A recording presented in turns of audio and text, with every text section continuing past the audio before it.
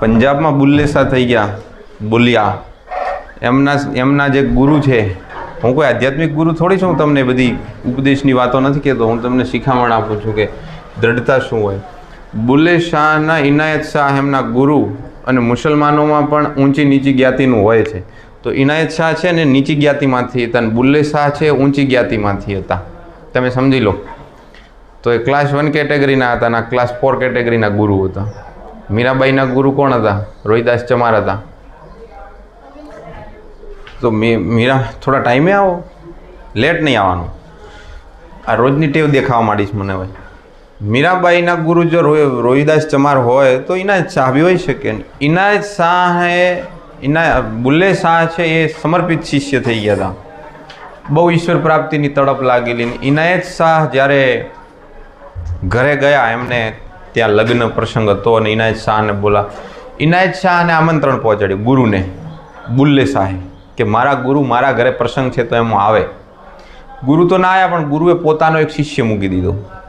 અને એ શિષ્ય નીચી જ્ઞાતિનો હતો, એટલે એમને ત્યાં બરાબર વર્તન ના થયું. તમારે તમારા ઘરે તમારો મિત્ર આવે, સારું વર્તન કરવું હોય, પણ ઘરનો દોઢો હોય, કોઈ ડોશી એવી હોય, કોઈ ડોહો એવો હોય, પછી તો ઓલાનું બરાબર વર્તન ના થયું.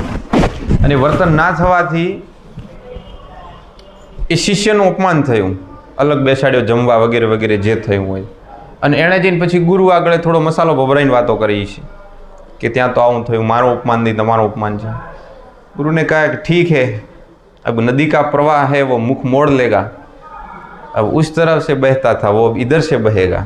ગુરુએ બુલ્લે શાહ ઉપરથી રહેમ દ્રષ્ટિ હટાવી દીધી. મને હવે તને અમારે વઢવાનો નથી, અને તમારે તને પ્રેમ નથી કરવાનો. ઠીક હે, જી આપની જિંદગી.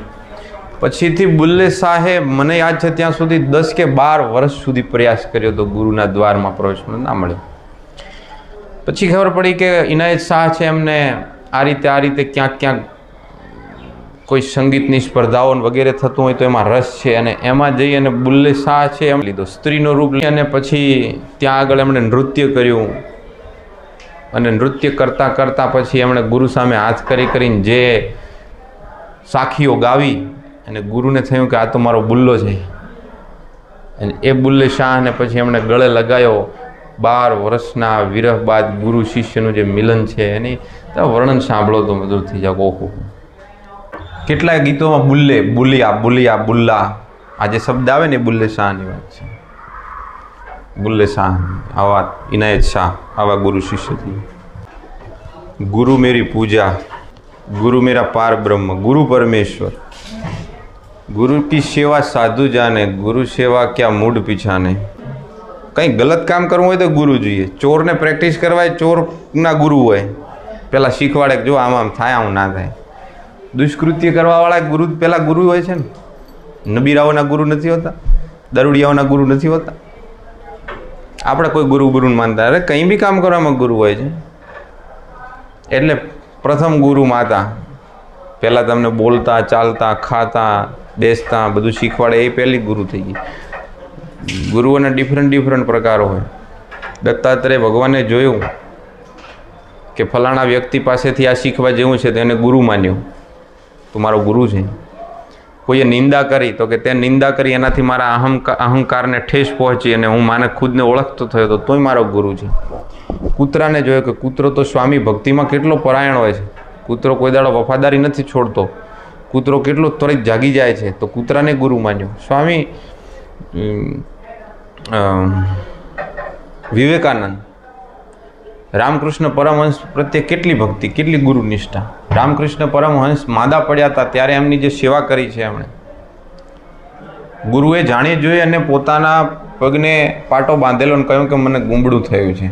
શિષ્યોની કસોટી લીધી અને પછી એમાં કેરી બાંધી દીધેલી, અને કેરીનો આગળનો ભાગ બારો રાખ્યો અને પીળું દેખાય પાટાથી અંદર, તો કે મને બરાબરનું પાક્યું છે.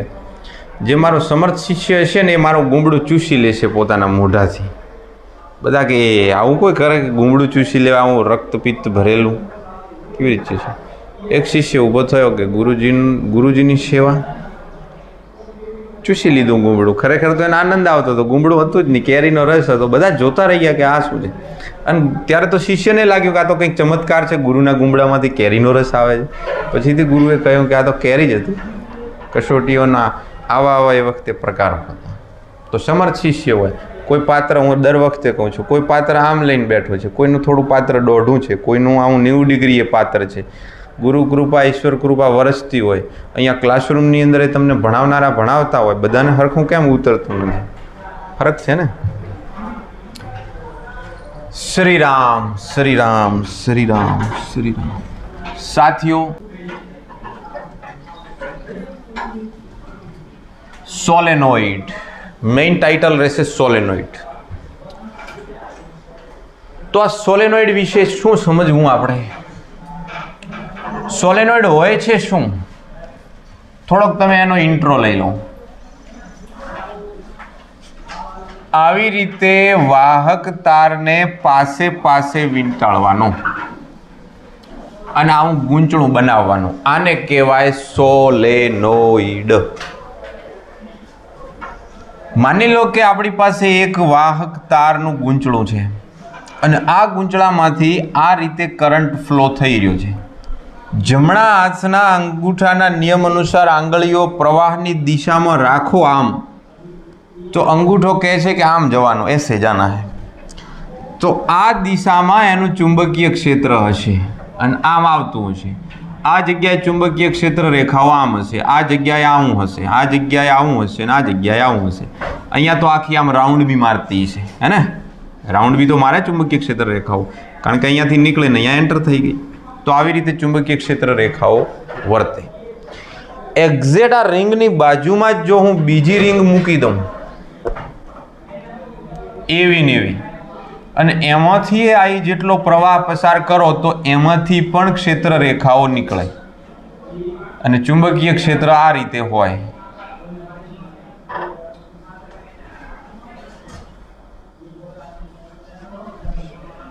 હવે આ ક્ષેત્ર રેખાઓ એકબીજા સાથે જો જોડી દેવામાં આવે તો કંઈક આકૃતિ આવી ટાઈપની બને છે. અને અહીંયાથી નીકળતી થોડી ઉપર જઈને વળી એન્ટર, અહીંયા નીચે જઈને ઉપર, ને વચ્ચે તમે જુઓ તો ઓલમોસ્ટ સ્ટ્રેટ.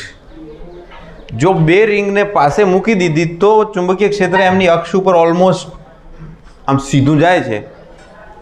તો હજી ત્રીજી રિંગ, ચોથી રિંગ, પાંચમી રિંગ, એવી ઘણી બધી રિંગોને પાસે પાસે પાસે પાસે મૂકી દીધી હોય તો શું થશે? તો ચુંબકીય ક્ષેત્ર સેન્ટરમાં તો કેવું રહેશે? આવું સ્ટ્રેટ રહેશે. અને ધાર પાસે થોડુંક આવું વળેલું દેખાય. આપણે આવું સોલેનોઇડ જોવું છે. સોલેનોઇડ એટલે પાસે પાસે રાખેલી રીંગો, આંટા વર્તુળાકાર રીંગો પાસે પાસે રાખી દો ને એમાંથી કરંટ ફ્લો કરો, એને સોલેનોઇડ કહેવાય. સોલેનોઇડ. આ સોલેનોઇડ બે પ્રકારના હોય છે. એક હોય છે અનંત લંબાઈનું સોલેનોઇડ. અનંત લંબાઈનું એટલે ઘણી વખત આપણે અનંત લંબાઈ જેવું વિચારવા જઈએ ને તો થોડી તકલીફ થાય. આ પંખા ધીમા ધીમા કરી દે ચાલો.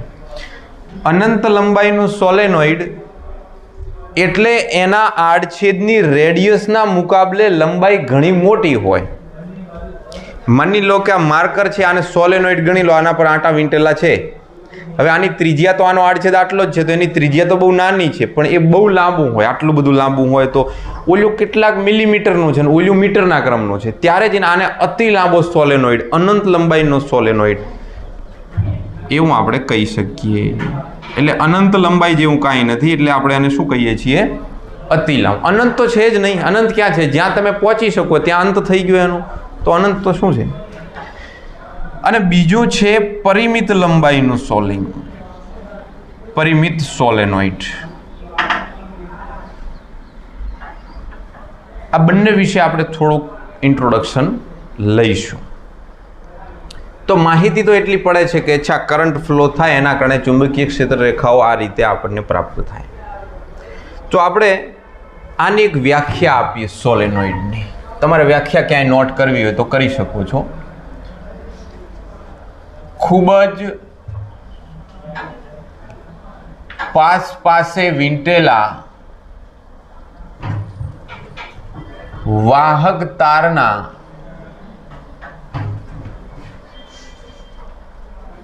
હેલિકલ ગુંચળાને સોલેનોઇડ કહે છે. માની લો કે એક તાર છે જે આ રીતે બહાર આવી રહ્યો છે, અહીંયાથી બહાર આવી રહ્યો છે અને પાછળ આમ બોર્ડમાં ઘૂસી ગયું, હે ને? આમ આંટો લઈ અને પછી બોર્ડમાં ઘૂસી ગયો તાર, આ બોર્ડની અંદર ગયો, આ તાર એના બહાર આવ્યો, આ અંદર ગયો, તો અહીંયાથી બહાર આવ્યો ને અહીંયાથી અંદર ગયો, પછી આમ ફરીને વળી અહીંયાથી બહાર આવ્યો, અહીંયા અંદર ગયો, વળી બહાર આવ્યો, વળી અંદર ગયો, વળી બહાર આવ્યો, વળી અંદર ગયો. સમજ્યા તમે? આવી રીતે આપણે આંટા લીધા છે.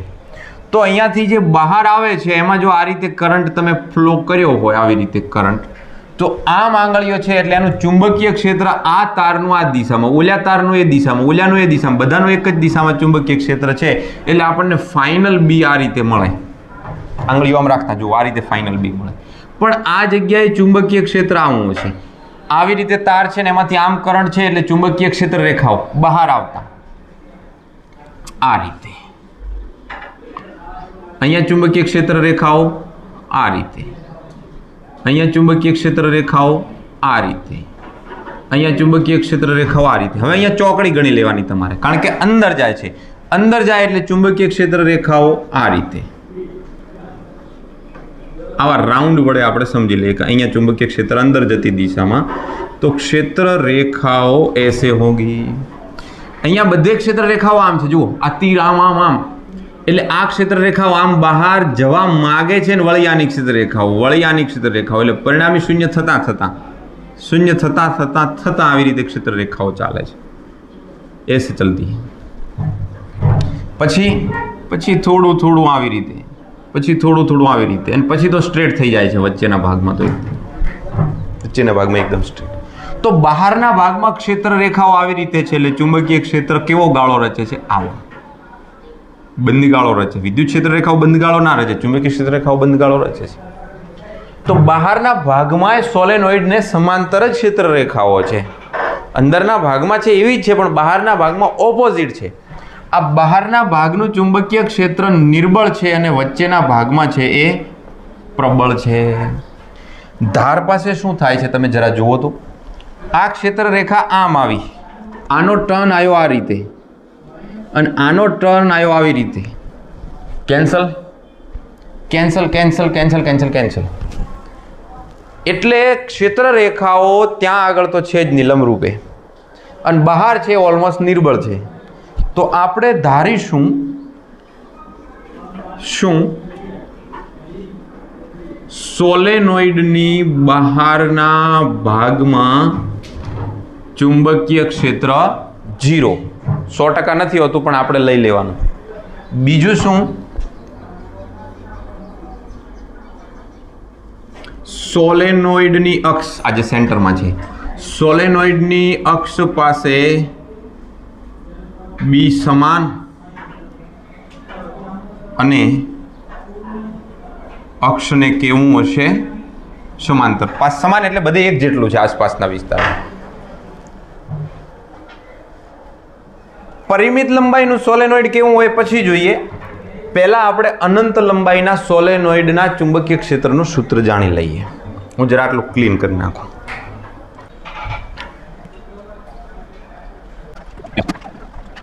સોલેનોઇડ એટલે શું? અતિ લાંબા સોલેનોઇડના ચુંબકીય ક્ષેત્રનું સૂત્ર તારવું. ફરી એની જ વ્યાખ્યા.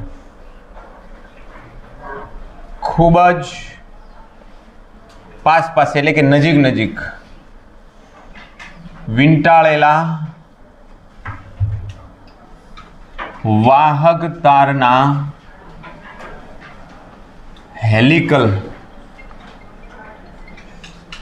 ગુંચળાને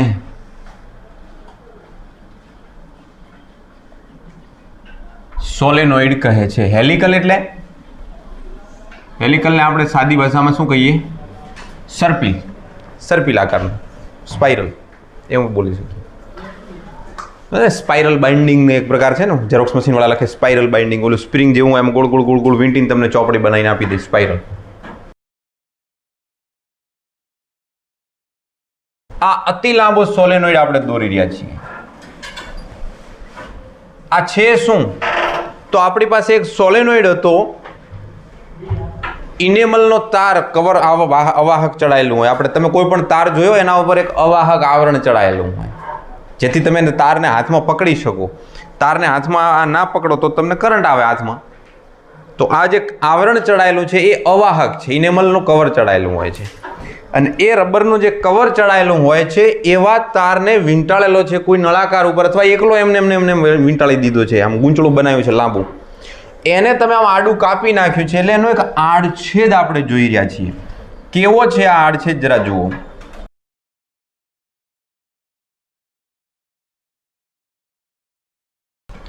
અહીંયા ડોટ અને અહીંયાથી તાર નીકળી રહ્યો છે, અહીંયા ક્રોસ એટલે એન્ટર થશે. તો અહીંયાથી નીકળ્યો, અહીંયા એન્ટર થયો, નીકળ્યો એન્ટર થયો. આવી રીતે આપણે બતાવી દઉં. તારને નથી દોરવાનો.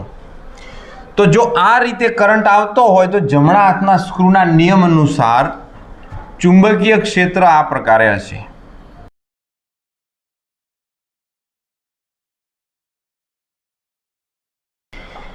અને આપણે આના ચુંબકીય ક્ષેત્રને ફાઇન્ડ કરવા માંગીએ છીએ કે છે કેટલું ચુંબકીય ક્ષેત્ર.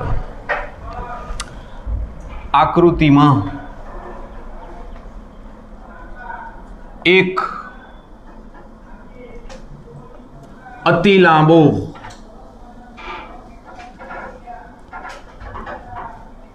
સોલેનોઇડ દર્શાવ્યો છે. નહીં, સોલેનોઇડ નહીં, અતિ લાંબા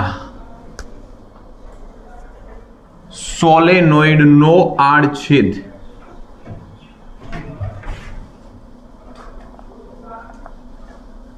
દર્શાવ્યો છે. આડછેદ છે. ડોટ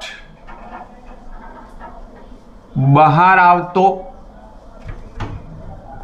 અને ક્રોસ અંદર પ્રવેશતો પ્રવાહ છે. તેથી સોલેનોઇડમાં ચુંબકીય ક્ષેત્ર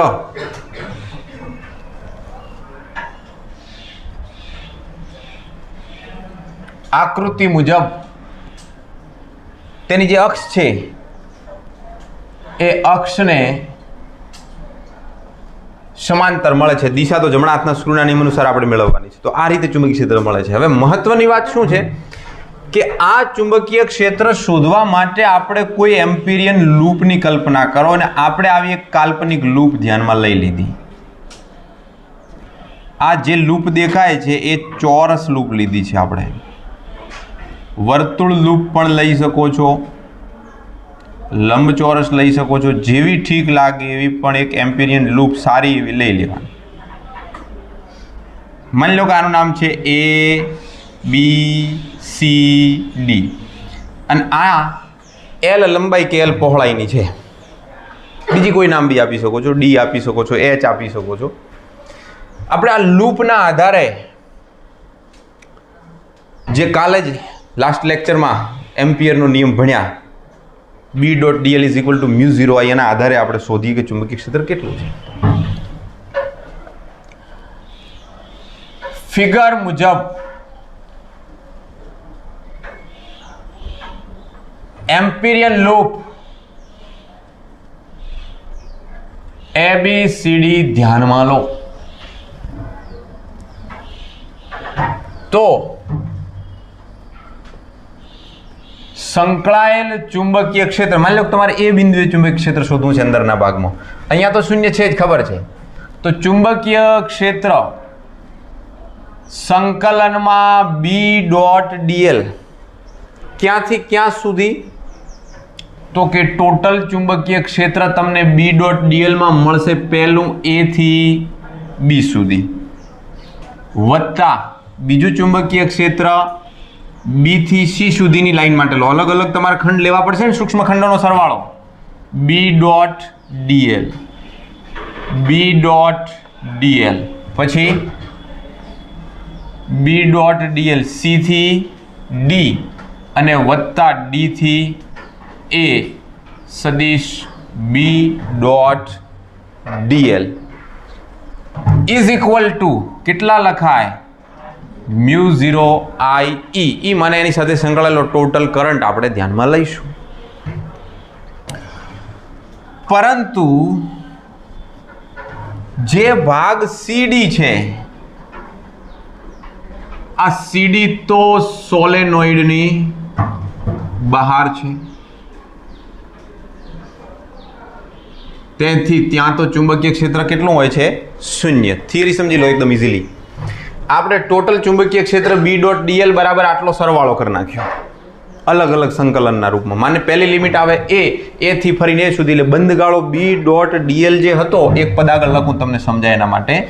આ મૂળ સૂત્ર છે B.dl. તો કેટલો? તો કે આટલું વત્તા આટલું વત્તા આટલું વત્તા આટલું, આટલા ભાગનો ટોટલ તમે સરવાળો કરો સંકલનોનો, એટલે μ0 I જેટલો જવાબ મળવો જોઈએ. એમાં જે આ બહારનો ભાગ છે ત્યાં તો ચુંબકીય ક્ષેત્ર શૂન્ય છે, એટલે તમે જે CD ભાગ છે C થી D સુધી આ 0 થઈ ગયું. હવે બીજો ભાગ દેખો, અહીંયા ચુંબકીય ક્ષેત્ર રેખાઓ આમ છે અહીંયા, અને પેલો જે લંબાઈ છે, લેન્થ છે L, એ તો લંબ રૂપે છે આમ 90 ડિગ્રી. તો B.dl cos 90 કોના માટે? BC સ્મોલ, BC તથા DA તો લંબ રૂપે છે, તેથી B.dl cos 90 બરાબર 0 થશે. માટે આપણી પાસે એક જ પદ વધ્યું, બોલો કયું? A થી B વાળું. માટે B.dl બંધ પૃષ્ઠનું જે સંકલન છે એમાં એક જ પદ વધે છે, ને એ પદ વધે છે B.dl A થી B સુધીનું. A થી B સુધીનું. હવે હું આ ના લખો ચાલશે ને? ખબર પડી ગઈ ને? તો B.dl is equal to μ0 I E. માટે B.dl માં B.dl cos 0 બંને એક જ દિશામાં છે, is equal to μ0 I E. I કેટલા? તો અહીંયા જુઓ, એકમ લંબાઈ દીઠ આંટાની સંખ્યા, જ્યાં ગૂંચળું છે એ એકમ લંબાઈ દીઠ જો આંટાની સંખ્યા n હોય તો તમારી પાસે કેટલી લંબાઈ છે? L. પૂરો એક આંટોય નથી, એક આંટાનો ચોથો ભાગ છે, તો L દીઠ સંખ્યા કેટલી? તો સંખ્યા કેટલી થશે? કેપિટલ N હોય આનું નામ, સંખ્યા n ઇઝ ઇક્વલ ટુ કેટલા? તો કેટલા લખાશે? Capital N is equal two NL. એક આંટામાંથી જે પ્રવાહ છે ઇઝ ઇક્વલ ટુ I, તો n દીઠ પ્રવાહ IE બરાબર કેટલા? તો IE is equal two NI, એટલે કે NLI. તો આપણે અહીંયા પ્રવાહ લખી દઈશું NLI. આ તમે થિયરીના પાર્ટ તરીકે લઈ શકો છો અથવા સાઈડમાં સમજૂતી તરીકે લઈ શકો છો. એકમ લંબાઈ દીઠ સ્મોલ n, તો L લંબાઈ દીઠ કેટલો? આખો એક રાઉન્ડ ભરો એટલે n આંટો, એક આંટો થતો હોય, તો આટલી લંબાઈ થોડીક ખસ્યા તમે, આટલી લંબાઈ તો કેટલા? તો કે NL. આખામાંથી I પ્રવાહ વહેતો હોય, આખામાંથી I પ્રવાહ વહેતો હોય, તો આટલા આંટામાંથી કેટલો વહેતો હોય? તો NLI. તો I ની જગ્યાએ NLI. B.dl નું શું થઈ ગયું? DL તમે આખો એક આંટો ફર્યા, તો DL નું કેટલું થઈ ગયું? L is equal to μ0 NLI. તો B બરાબર જવાબ શું આવે છે? μ0 NI. આ સોલેનોઇડના ચુંબકીય ક્ષેત્રનું સૂત્ર છે. B બરાબર μ0 NI, B બરાબર μ0 NI. યાદ રહે. આ શું કર્યું? DL. આ DL કેટલા છે? C થી D સુધી, એટલે આપણે અહીંયા A થી B સુધી ચોરસ છે, સરખી અંતર છે ને L. તો A થી B ગયા ને તમે, A થી B, તો A થી B સુધીનું ડિસ્ટન્સ કેટલું? DL. L કેન્સલ થઈ ગયા, તો μ0 NI. યાદ રહે, જ્યાં n is equal two capital N ભાગ્યા L. જુઓ, n કેપિટલ છે એની જગ્યાએ NL છે, n કેપિટલ છે ઇઝ ઇક્વલ ટુ NL છે. કેપિટલ N ભાગ્યા L. માટે ઘણી વખત μ0 ni લખો તો L કરવાના. હું તો આ વાળું સૂત્ર યાદ રાખવાનું સજેશન કરું છું, પણ માઇન્ડમાં રહેવું જોઈએ કે સ્મોલ n નો મતલબ થાય છે કેપિટલ N ભાગ્યા L. આ આપણે લાંબા સોલેનોઇડના ચુંબકીય ક્ષેત્રનું સૂત્ર જોયું. મેં જાણી જોઈને થોડું વિસ્તૃત કર્યું છે, ટૂંકમાં બી આ લખી શકાય છે થિયરી. એકવાર આ લખો, પછી આપણે પરિમિત સોલેનોઇડનું જોઈએ.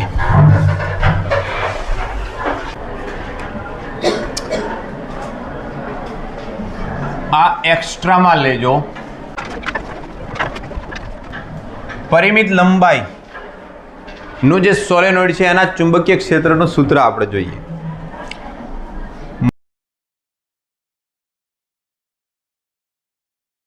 સુધીનો આ રીતે લંબ અંતર હોય, માની લો કે r, તો અહીંયા આગળ ખૂણો છે એ છે માની લો કે θ1 અને આ ખૂણો છે θ2.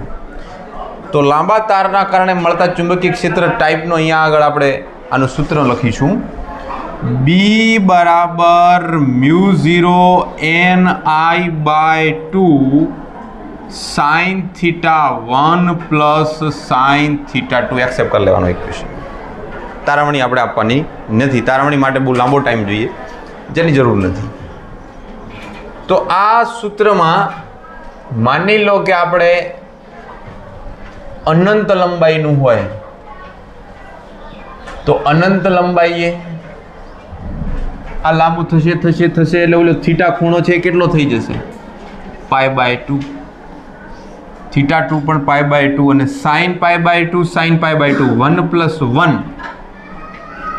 તો μ0 ni/2 1 + 1 = 2. દેન આન્સર આવી ગયો μ0 ni. એ તો સૂત્ર આપણું છે જ અનંત લંબાઈના સોલેનોઇડ માટેનું. જો એવું બને કે અર્ધ અનંત હોય,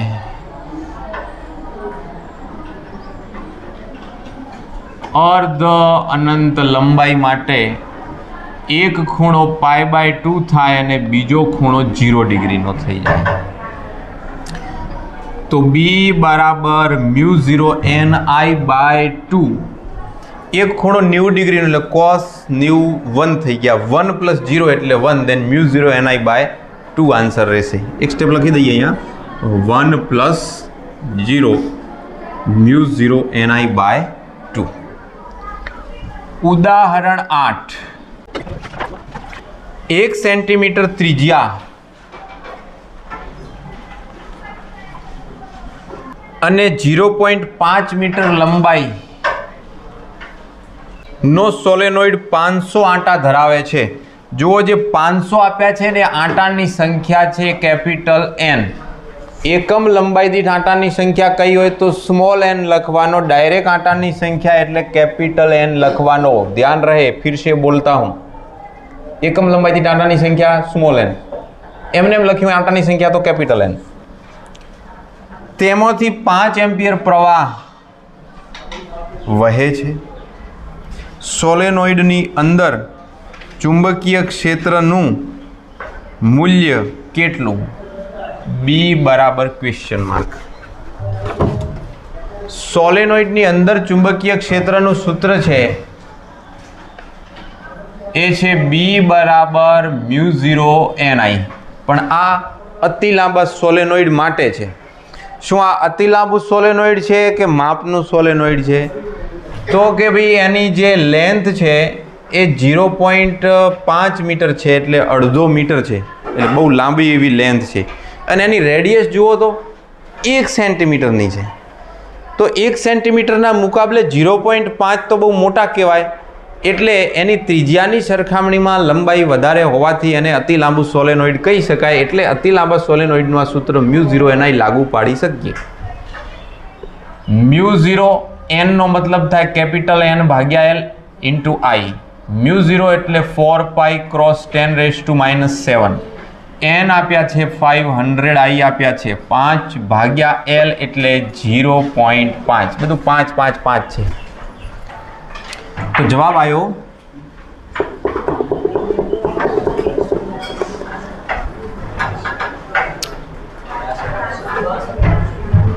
62,800 10⁻⁷. 1 2 3 4 10⁻³ નિકોલા ટેસ્લા. સ્વાધ્યાયનો પ્રશ્ન નંબર 6. આમ તો આ છઠ્ઠો પ્રશ્ન છે એ આપણે પહેલાં ગણી શક્યા હોત, પણ આ વચ્ચે એક સોલેનોઇડ એવું નામ આવ્યું એટલે મેં આને ખાલી પેન્ડિંગ રાખ્યો. તો 3 સેન્ટીમીટર લંબાઈના 3 × 10⁻²² તારમાંથી 10 એમ્પિયર પ્રવાહ વહે છે, જેને એક સોલેનોઇડમાં તેની અક્ષને લંબ રૂપે મૂકેલો છે. સોલેનોઇડની અંદર ચુંબકીય ક્ષેત્ર 0.27 ટેસ્લા છે. તો તાર પર કેટલું ચુંબકીય બળ લાગે? તમને સોલેનોઇડ આપ્યું છે, સોલેનોઇડની અંદર તાર છે એ એની અક્ષને લંબરૂપે મૂકેલો છે, એટલે એલ અને બી એકબીજાને લંબરૂપે છે. કલ્પના કરો કે આ એક સોલેનોઇડ છે, જાણકારી માટે, અને આ સોલેનોઇડની અક્ષ છે અને અક્ષને લંબરૂપે તાર મૂકેલો છે. આ રીતે જે તાર આપ્યો છે આવી રીતે છે. તો ચુંબકીય ક્ષેત્રની દિશા આમ છે, સદિશ બી, સદિશ એલ આ દિશામાં છે, સદિશ એલ આમ, સદિશ બી આમ. તો બળનું સૂત્ર આપણે જાણીએ છીએ, સદિશ F = I સદિશ L cross B, then F = I L B sin, લંબરૂપે છે, 90 I 10 L 3 × 10⁻², B 0.27 અને sin 1. તો જવાબ આવ્યો 8.1 × 10⁻² ન્યૂટન. સ્વાધ્યાય પ્રશ્ન નંબર 8. 80 સેન્ટીમીટર લંબાઈના સોલેનોઇડ પર પાસે 400 આંટાવાળા, ઓહો 400 આંટા તો ખરા, પણ 400 આંટાવાળા 5 લેયર,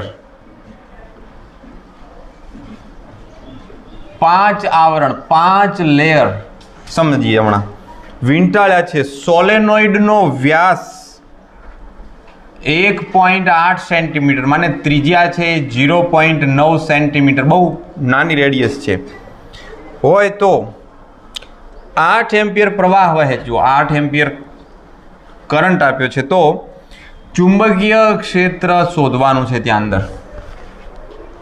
આ ત્રિજ્યા કે વ્યાસ કેમ આપે છે વારંવાર? કારણ કે તમને કમ્પેર કરવા માટે કે આટલો લાંબો છે તો તમે એને અતિ લાંબા સોલેનોઇડમાં ગણી શકો, એટલે તમે B = μ0 એના સૂત્ર વાપરો એમ કહે છે. તો B = μ0 ni માં n કેપિટલ ને ભાગાકારમાં શું આવશે? L આવશે. તો n બરાબર ખાલી 400 નથી, સોલેનોઇડની ઉપર 1 2 3 4 એમ કરીને 400 આંટા વીંટાળ્યા, વળી 400, વળી 400, વળી 400, વળી કેટલી વખત કર્યા? મેં 5 વખત કર્યા છે. તો તમને ખબર પડી ટોટલ આંટા કેટલા થઈ ગયા? તો તમે આ n બરાબર ભલે 400 મૂકી દો, પણ ગુણાકારમાં આગળ કેટલા કરવાના? 5 લેયર છે ને, એટલે 5. ઓહ, B = 5 × μ0 ni ભાગ્યા L, અથવા કોઈ એમ પણ કહી શકે કે એક લેયર દીઠ n આંટા 400, તો 5 લેયર દીઠ કેટલા? એટલે 400 × 5, 5 × 24, 2000 આંટા થઈ જાય. તો તમે n = 2000 મૂકો, ઠીક લાગે તે. 4π × 10 રહી ગયા, 5 રહી ગયા. 5 × 4π 10⁻⁷ × 400 × 8 ભાગ્યા 80 × 10⁻². 25 12. ઝડપ તો જુઓ વિદ્યાર્થીઓની, ઝડપ જુઓ, વાહ વાહ. તો 2.51 10⁻² ટેસ્લા કરી દઈએ. સોલેનોઇડના જેવું એક આવે છે જેનું નામ છે ટોરોઇડ.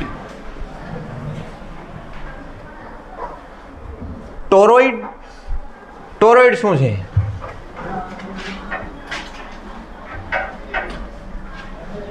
સોલેનોઇડને વર્તુળાકાર વાળી તેના છેડા જોડી દેતા બનતી જે રચના છે એનું નામ છે ટોરોઇડ. અથવા વર્તુળાકાર ટ્યુબ હોય એના ઉપર પાસે પાસે તાર વીંટાળી નાખો તો જે રચના બને એને કહેવાય ટોરોઇડ. મેદુવડું હવા ભરેલ ટાયરની ટ્યુબ આકાર જોયા ને તમે? આવા મેદુવડું ગોળ મટોળ હોય, જાડિયું જાડિયું, વચ્ચે ગેપ હોય, દહીં બધું વચ્ચે નાખીને ઉઠાવો બધું વચ્ચે પડ્યું ને ખવાય નહીં. કેવી રીતે ખાવું? મેદુવડા જેવું આગળ હવા ભરેલ ટાયરની ટ્યુબ જેવો વચ્ચે ગેપ છે, કુછ એસા. આ બાજુથી તમે તાર વીંટાળો, આ તાર વીંટાળો, અહીંયાથી કરંટ દાખલ થયો આવી રીતે, તો આ પ્રકારે પ્રવાહ વહે છે.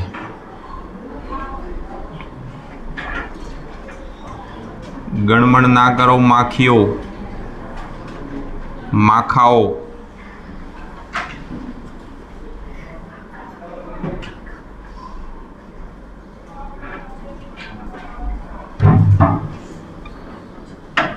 માની લો કે એની અક્ષ સુધી આપણે જો એનું સેન્ટર પકડીએ તો ત્યાં સુધીની રેડિયસ છે r. આમ તો અંદરની ત્રિજ્યા r1, બહારની ત્રિજ્યા r2, r1 + r2/2 કરીને r મળતી હોય છે.